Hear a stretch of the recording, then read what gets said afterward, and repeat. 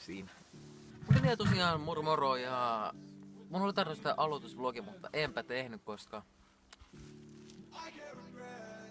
niin, se ei lievästi sanottuna onnistuneet.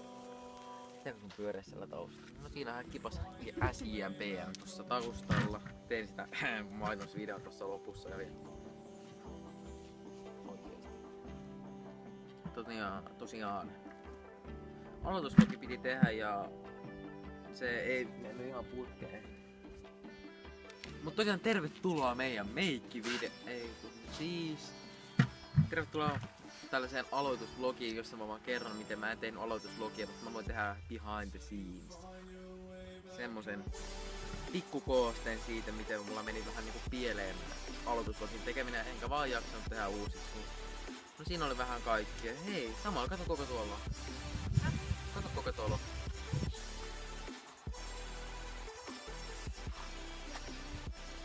Ja tämä video oli siis tässä, että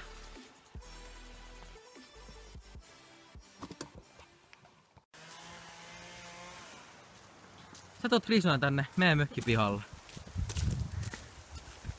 Sulla on useampikin Risu siinä jo tuotuna. Mennään Almanin tielle. Siellä otetaan puuta vastaan.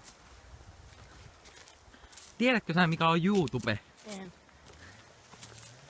No, YouTube tuntee kohta sinut. Ja SJPM. Just niin. Noniin, oli kiva tavata. Ei ollut. Tässä oli tosiaan meidän sponsori ja yhteistyökumppani SJPM. Tilatkaa ja tykätkää mitä kaikkea muuta se haluaa.